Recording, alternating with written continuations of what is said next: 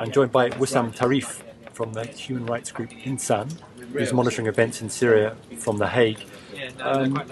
Wisam, give us the latest on today's protests. Well, protests is spreading all over Syria in different areas, from the northern coast to the south of Syria. It's happening everywhere. So far, it's still quite early to give a precise feedback about how many locations protests are taking place.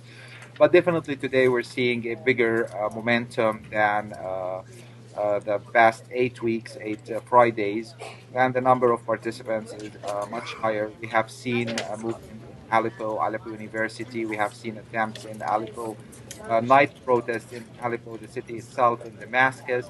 So in the last 8 weeks, many people were questioning why Aleppo is not joining, why Damascus is not joining. I think now we are beyond this question. I think the movement has all over Syria, and hopefully today the regime will respond with less brutality, less casualties, and less injured and less detainees. Yesterday, Barack Obama told President Assad to reform or get out of the way. Do you think that message will embolden protesters? Well, I'm a little bit disappointed to hear Obama talking after 8 weeks of bloodshed in Syria. We have 920 people killed so far. The international community was very good in sending mixed messages to al-Assad. Nevertheless, President Obama's speech yesterday, I think it's a right step on the right direction. I wonder what is the process. How can President al-Assad lead such reforms or a democracy toward the democratization? I think we have an 11 years of history of promises but no delivery. And in the last 2 months, this man has proven to be a brutal dictator, where 920 people have been killed. They converted schools, high schools, and a football stadium into detention camps. A number of testimonies collected from people who were tortured is just horror stories. What we have been hearing, horror stories about young people being electrified, being abused, nails pulled from fingers, detained for a month in small rooms. Now what's happening at universities, forming these disciplinary committees, destroying the future of students, etc. The question is, what is the political process toward a reform in Syria, and is Bashar al-Assad able to do it? My personal view, I think he's not. I think their call for dialogue, because we heard the call for dialogue from the regime 2 weeks ago, where the tanks were still in the streets. The tanks are still in the streets. The killing is still happening. People are still getting detained. My view about the ability of Assad to lead a reform is, I think, I highly question that. And the big question: what do the Syrian people want? Do those people in the streets who are protesting want this president to lead a democratic transition? But do you think that Obama's words will have any impact on the protests? Well, look, the Syrian people felt abandoned. They felt abandoned by the international community. People started to lose interest with a Syria story because we journalists are not allowed inside. Of course, social media tools has played a crucial role in spreading the word. But at the end of the day, the no presence of journalists inside Syria has made this a story about death toll, about detainees, about where the army is shelling and where they are bombing. We haven't heard much about stories of people. Even that, they were denied to tell their story. They were denied to tell how they were tortured and what do they want.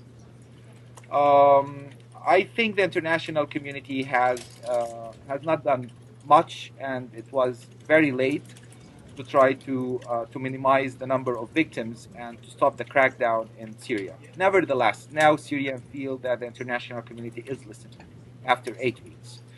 And the message will impact the street, and I think it will contribute with the silent majority, with people who have been silent. We used to call them the silent majority, to step down and to join the protest. And I think this is what we're seeing today. In that sense, it has an impact. Is there any sign that the regime is changing? We've had this commitment to a national dialogue. We're getting reports that troops have come out of Tel Kala, and what was the other thing I was going to say? Assad has also acknowledged that the army has made mistakes. The army is a part of the regime in Syria. They have made mistakes. I think they have been doing mistakes for the last 11 years. What has happened in the last 8 weeks are not mistakes. They are crimes against humanity. And those are not mistakes and cannot just pass by without accountability. If we're talking about the democratic process and transition, I think the first step for that is to hold people accountable.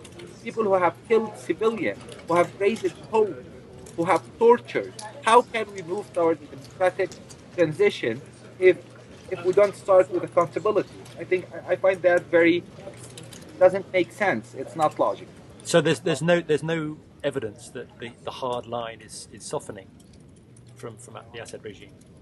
I think if there is, I think the evidence goes in a different direction. Al-Assad can, if he's serious, if he wants to lead this transition, if that is possible, he has to ask his people.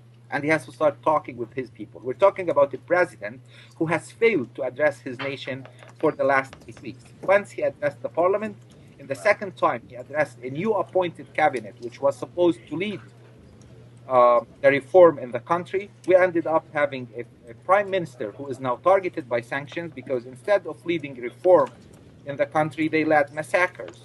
They committed crimes against humanity. And now this cabinet is targeted by sanctions. Remember, they were appointed just 7 weeks ago. So I don't think that the regime has signaled a softer line or a real intention and a serious attempt to move toward a national dialogue which might lead to a peaceful transaction. If Al-Assad wants to signal that, he can pull out the army from the street.